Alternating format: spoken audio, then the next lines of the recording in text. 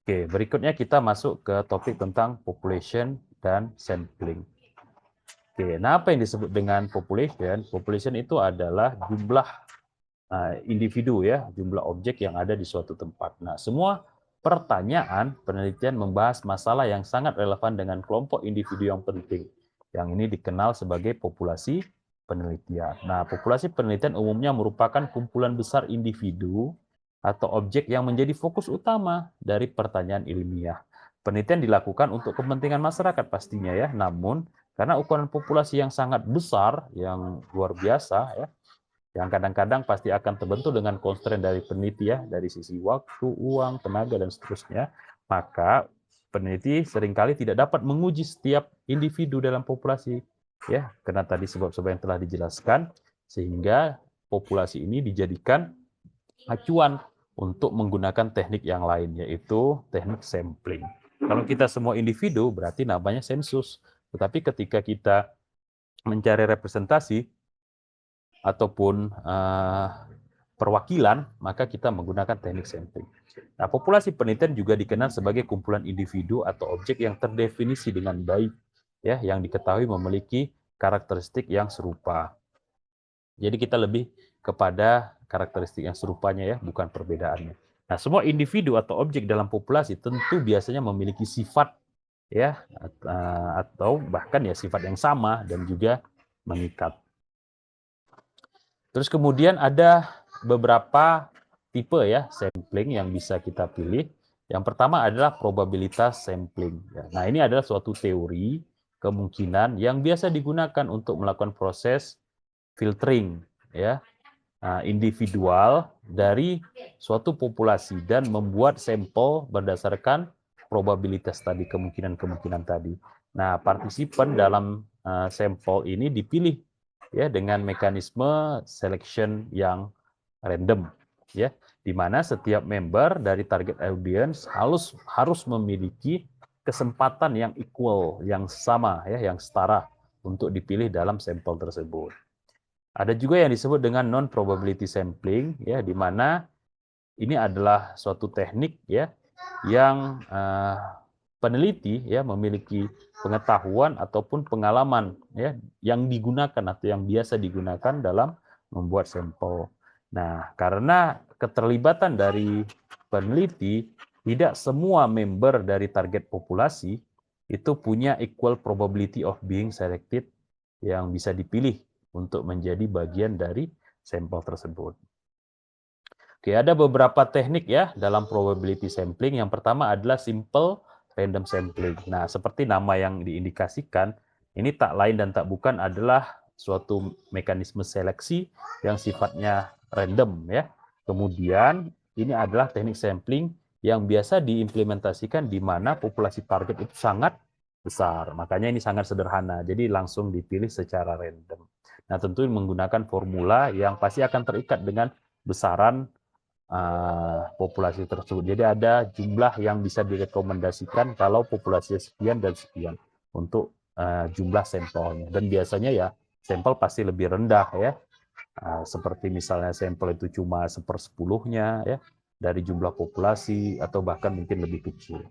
Stratify random sampling ya dalam metode ini di mana populasi sangat besar itu dibagi menjadi grup ya atau strata. Ya, jadi ada strata 1, strata 2, strata 3 dan seterusnya ya tergantung jumlahnya ya. Sehingga nanti akan mewujudkan berapa banyak grup yang dibagi. Nah, member dari sampel ini kemudian dipilih secara random. Jadi ada perwakilan dari masing-masing grup. Kemudian beberapa strata yang tadi terpisah ya, nah itu diharapkan tidak overlap antara masing-masingnya. Jadi memang setiap jumlah populasi itu masuk ke strata dan tidak masuk ke strata yang lain. Kemudian ada juga cluster sampling. Nah, ini adalah suatu metode sampling ya, kemungkinan yang digunakan di mana segmen utama itu dibagi lagi menjadi cluster-cluster. Nah, biasanya menggunakan geografik atau demografik parameter dalam proses segmentasinya ya. Jadi sebenarnya hampir mirip ya dengan stratify random sampling, tapi dalam proses cluster sampling ini kita lebih fokus kepada satu strata utama ya yang bisa jadi memang mewakili secara keseluruhan berbanding strata yang lain. Nah, tetapi strata utama itulah yang kemudian kita bagi lagi ya dengan lebih kecil, mencari perwakilan-perwakilan untuk dijadikan sebagai samplingnya. Kemudian ada juga systematic sampling. Nah, ini adalah teknik di mana kita bermula ya starting point-nya dari sampel yang dipilih secara random dan elemen yang lainnya itu dipilih menggunakan interval yang fix.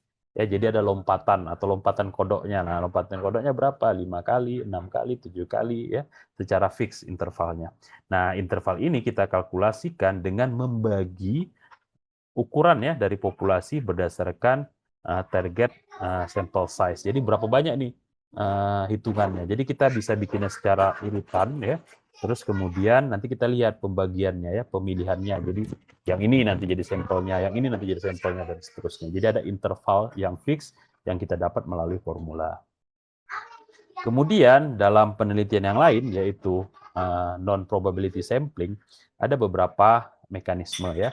Yang pertama adalah convenience sampling. Nah, ini elemen dalam proses sampling di mana pemilihan dilakukan ya berdasarkan satu alasan utama ya, yaitu kedekatan dia dengan researcher. Jadi semakin dekat researcher kepada sampel-sampel tersebut ya, individu tersebut ya semakin dia menjadi dipilih ya. Nah, sampel ini sangat cepat dan mudah ya dalam proses implementasinya karena tidak ada parameter lagi ya yang dipakai dalam proses pemilihan. Kemudian ada juga consecutive sampling. Nah, ini sangat mirip ya dengan convenience sampling, kecuali pada kenyataan bahwa peneliti dapat memilih ya elemen tertentu ya atau grup sampel dan juga melakukan penelitian secara konsekutif ya, secara berlangsung terhadap periode yang sangat signifikan dan kemudian melakukan proses tersebut ya dengan sampel yang lain. Jadi di sini konsekutif lebih kepada pembagian-pembagian melakukan ya proses nyampling tadi ya. Kemudian ada juga kuota sampling ya. Di sini peneliti ya dapat memilih elemen-elemen yang ada berdasarkan knowledge dia dan personality untuk membuat suatu strata. Tapi di sini ada kuotanya ya.